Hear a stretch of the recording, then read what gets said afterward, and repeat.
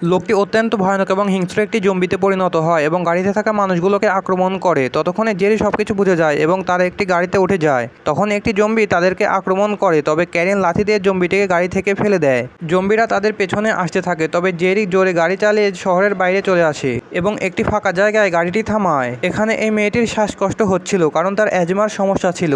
এরপর তারা তাকে শান্ত করতে থাকে। তখনই থিয়েরি নামক একজন লোক জেরিকে ফোন দেয়। আসলে থিয়েরি ছিল জাতিসংঘের উপসচিব, কিন্তু জাতিসংঘের উপসচিব কেন জেরিকে ফোন দিয়েছে?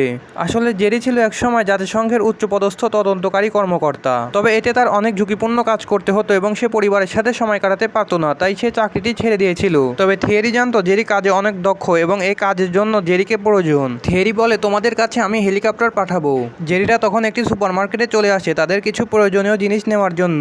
জেরি যখন ঔষধ নিতে যাচ্ছিল তখন একজন লোক তাদের দিকে বন্দুক ধরে। সে অলরেডি একজনকে মেরে ফেলেছে, তবে সে জেরিকে কিছু বলে না। এরপর সে জেরিকে বলে, তোমার কি প্রয়োজন? জেরি লোকটিকে ঔষধের নাম বলে এবং লোকটি তাদের ঔষধ বের করে দেয়। এরপর তারা সুপারমার্কেট থেকে বের হয়ে আসে এবং বুঝতে পারছিল না কি করবে। ততক্ষণে বাহিরে অন্ধকারও হয়ে গিয়েছিল। তখন ক্যারিন তাদের পাশে একটি অ্যাপার্টমেন্ট দেখতে পায় এবং তারা সবাই অ্যাপার্টমেন্টের ওপর উঠতে থাকে। এ সময় জম্বিরা তাদের তাড়া করে, তবে তারা কোনো মতে জম্বিদের থেকে বেঁচে যায় কারণ সেখানে একটি ফ্যামিলি ছিল, তারা তাদের আশ্রয় দেয়। এখানে তারা একটু শান্ত পরিবেশ পায়। জেরি রেডিওতে খবর শুনছিল। একটু পর জেরি ঘুমিয়ে গিয়েছিল। হঠাৎ তার ঘুম ভেঙে যায়, কিন্তু সে আশেপাশে কাউকেই দেখতে পায় না। নেক্সট পার্ট দেখার জন্য ভিডিওটিকে লাইক দাও এবং অবশ্যই চ্যানেলটিকে সাবস্ক্রাইব করবে। আর আগের পার্ট দেখার জন্য চ্যানেলের ভিতর ঢুকে দেখতে পারো।